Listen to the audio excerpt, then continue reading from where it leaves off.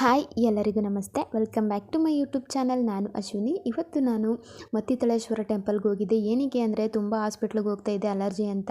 ಎಲ್ಲ ರಿಪೋರ್ಟಲ್ಲೂ ನಾರ್ಮಲ್ ಬರ್ತಾಯಿತ್ತು. ಆಮೇಲೆ ಗೊತ್ತಾಯಿತು ಅದು ಅಲರ್ಜಿ ಅಲ್ಲ ನಾಗರ ಅಂತ. ಅದಕ್ಕೆ ಮತ್ತಿತಳೇಶ್ವರ ಟೆಂಪಲ್ಗೆ ಹೋಗಿದ್ದೆ. ಅಲ್ಲಿ ಹೋಗಿ ಹೊಳೆಯಲ್ಲಿ ನೀರು ಮುಳುಗಿ ಉಳುಸೇವೆ ಮಾಡಿ ಮತ್ತೆ ಹೊಳೆಯಲ್ಲಿ ನೀರು ಮುಳುಗಿ ಪೂಜೆನ ಮಾಡಿಸ್ದೆ. ಹಾಗೆ ಇವತ್ತು ಅಮಾವಾಸ್ಯೆ ಅಂತ ಹೇಳಿ ಹೋದ ವಾರ ಹೋಗಿದ್ನಲ್ಲ ಆವಾಗಲೇ ಅಭಿಷೇಕ ಮಾಡಿಸ್ತೀನಿ ಅಂತ ಹೇಳಿ ಬಸ್ಬಿಟ್ಟು ಬಂದಿದ್ದೆ. ನಾನು ಹೋಗೋ ಅಷ್ಟರಲ್ಲಿ ಅಭಿಷೇಕ ಆಗ್ಬಿಟ್ಟಿತ್ತು. ಏನಕ್ಕೆ ಅವರು 8:30ಗೆ ಬರೋದಕ್ಕೆ ಹೇಳಿದರು. ನಾನು ಹೋಗಿದಾಗ 9 ಗಂಟೆ ಆಗಿತ್ತು.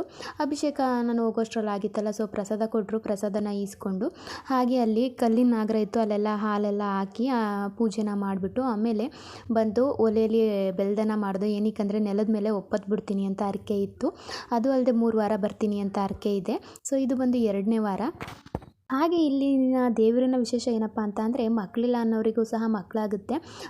ಗರೀಲಿ ಎಣ್ಕೊಬಂದು ತೊಟ್ಲನ್ನು ಕಟ್ಟಿದ್ರೆ ಅದು ಅಲ್ಲದೆ ಇಲ್ಲಿ ಒಂದಲ್ಲ ಎರಡಲ್ಲ ಸಾವಿರಾರು ಒಳ್ಕಲ್ಗಳಿದೆ ಮತ್ತು 100 ಒಲೆಗಳಿವೆ. ಕೆಲವೊಬ್ಬರು ಗ್ಯಾಸಲ್ಲೇ ಅಡುಗೆ ಮಾಡೋರು ಮಾಡ್ತಾರೆ, ಇನ್ನು ಕೆಲವೊಬ್ಬರು ಒಲೆಯಲ್ಲಿ ಮಾಡ್ತೀನಿ ಅಂದರೆ ಮಾಡ್ತಾರೆ. ನಾವು ಬರೀ ಬೆಲ್ದನ ಅಲ್ವಾ, ಸೊ ನಾವು ಸೌದೆ ಕೂಡ ತಗೊಂಡೋಗಿರಲಿಲ್ಲ. ಅಲ್ಲೇ ಅಕ್ಕಪಕ್ಕದಲ್ಲಿ ಈಸ್ಕೊಂಡಿದ್ದೆ. ಏನಕ್ಕೆ 10 ಅಲ್ಲ 20 ಅಲ್ಲ ಸಾವಿರಾರು ಜನ ಬಂದಿರ್ತಾರೆ. ಅದು ಅಲ್ಲದೆ ಇವತ್ತು ಅಮಾವಾಸ್ಯೆ ತುಂಬ ರಶ್ ಇದ್ದರು.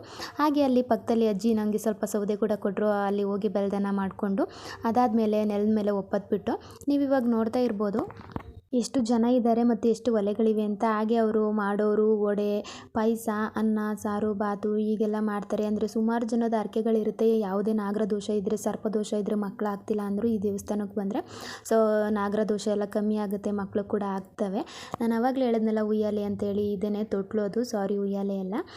ಇನ್ನು ನೆಲದ ಮೇಲೆ ಒಪ್ಪತ್ತು ಬಿಡಬೇಕು ಅಂತ ಹೇಳಿದ್ನಲ್ಲ, ನಾನು ಸ್ಫೂರ್ತಿ ಇಬ್ಬರು ನೆಲದ ಮೇಲೆ ಒಪ್ಪತ್ಬಿಟ್ಟು ಹಾಗೆ ವಾಪಸ್ ಬನ್ನೂರಿಗೆ ಬಂದು ಅಲ್ಲಿ ಬಸ್ ಸ್ಟ್ಯಾಂಡ್ ಎದುರುಗಡೆ ಒಂದು ದೇವಸ್ಥಾನ ಇತ್ತು, ಅಲ್ಲಿ ಹೋಗಿ ಪೂಜೆ ಮಾಡಿಸ್ಕೊಂಡು ಬಂದವು.